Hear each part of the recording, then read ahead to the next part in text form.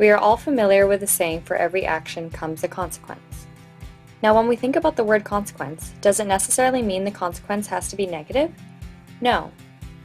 The dictionary definition of a consequence is described as a result or effect of an action or condition. Additionally, the dictionary also associates words such as result, outcome, effect, and product with the word consequence.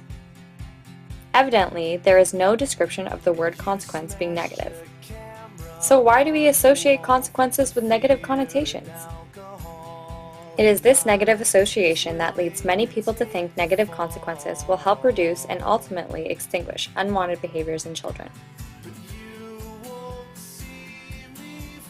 Consequences can be used in a good and effective way when rearing a child and conditioning them to repeatedly exemplify desired behaviors and eliminate undesired behaviors, but only when used appropriately.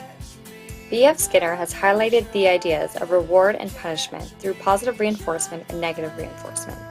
His operant conditioning theory claims we tend to repeat behaviors that lead to favorable outcomes, that is, reinforcement, and suppress those that result from unfavorable outcomes, that is, punishment. Perhaps it is this theory that has laid out the foundation of the belief that punishment will eliminate a child's undesirable behaviors. But how effective is punishment really? Research suggests that punishment through negative reinforcement is not the strongest and most effective way of changing a child's behavior. Unfortunately, in many cases, parents and teachers often tend to use punishment as the dominant choice of method to change behaviors in children without considering the effects it has on a child.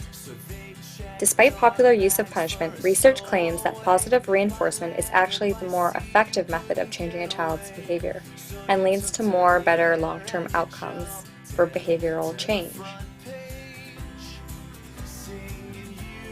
Although behaviors may subside in a child who experiences punishment, the effects of its use can ultimately cause negative long-term outcomes in children who experience punishment frequently and inappropriately. Now let's consider the most common types of punishment that are used for negative reinforcement. Although verbal punishment does not include physical tendencies to reprimand a child, it can result in harming your child just as bad as physical punishment. Verbal punishment includes yelling, saying negative statements toward the child, such as saying you don't love him or insulting a child. According to the Virginia Cooperative Extension, this type of punishment affects a child's self-esteem in a very harmful way, which ultimately may lead to your child becoming resentful towards you. Punishment, also known as corporal punishment, involves physically harming a child.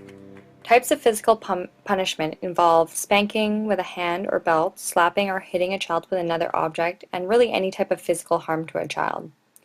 According to the Psychosocial Pediatrics Committee of the Canadian Pediatric Society, corporal punishment has long-term negative child outcomes such as delinquency, aggression, and antisocial behavior.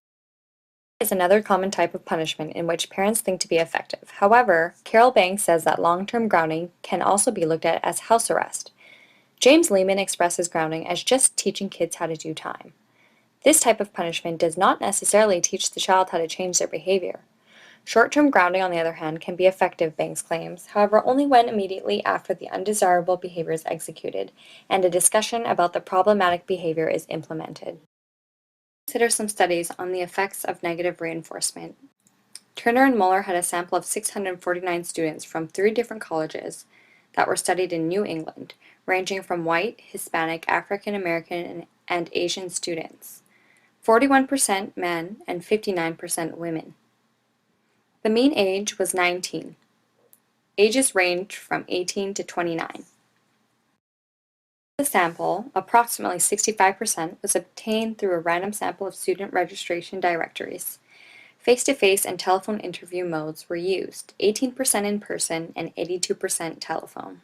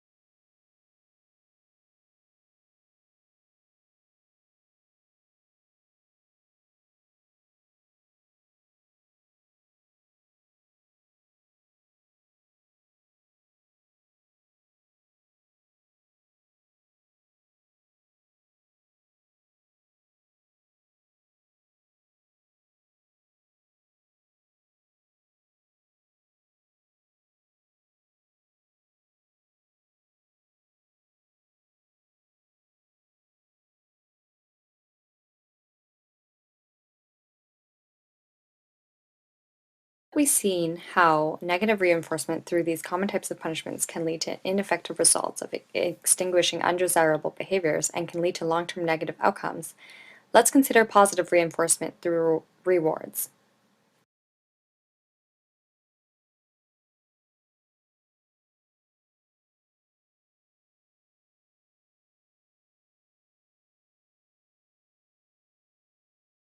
This study contained 30 teachers from 15 elementary schools located in rural to moderately urban communities in Belgium. Each school had two second-grade classrooms participating. Random assignment was used for classes to be put into the intervention condition and one to the control condition.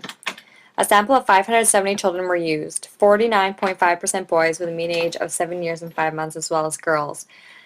Teachers were 93% female and had 13 years of teaching experience, with a mean age of 36 years old. Before the intervention at the beginning of the school year from September to October and at the end of the year from May to June. The study used an intervention method called the Good Behavior Game. The GBG is a universal intervention aimed at preventing disruptive behaviors and promoting on-task behavior in elementary classrooms.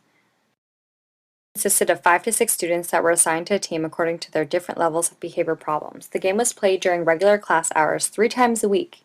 Each team would get a certain number of cards at the start of the game. Students were given a set of predefined rules, and every time a rule was violated, one card would be taken away by the teacher. If one card remained at the end of the game, the team received a reward. Teachers were trained to praise teams of children, individual children, or the whole classroom for compliant behavior by abiding to predefined rules that were explained to students. Teachers were not to respond with verbal remarks to noncompliant and disruptive behavior exemplified by children. However, they were allowed to respond to noncompliant behavior in a neutral way, for example, by removing a card from a team of children when a team member violates a predefined rule without mentioning the name of the child who violated the rule. They also did not give teams penalty points for misbehavior. Teams were not to compete with each other as everyone who had a card left over got a reward. Teams were encouraged to support one another's good behavior. Higher rates of reprimands were associated with increases in teacher and peer-reported externalizing behavior and decreases in children's self-worth. Teachers who frequently used negative remarks even when directed to another child could undermine children's trust in the teacher's sensitivity and emotional availability. Children may perceive these reprimands as a message that they are unworthy of the teacher's affection and care. This could impede students' feelings of security and self-worth and contribute to externalizing problems. Studies both exemplify how negative reinforcement leads to long-term negative outcomes and ultimately impedes academic achievement potential in a student who receives constant reprimands. As discussed in class by Dr. Birch, praise used in effective ways are stated in this slide and should be practiced more for effectiveness of behavioral change and fundamentally improving the emotional and cognitive function in a child.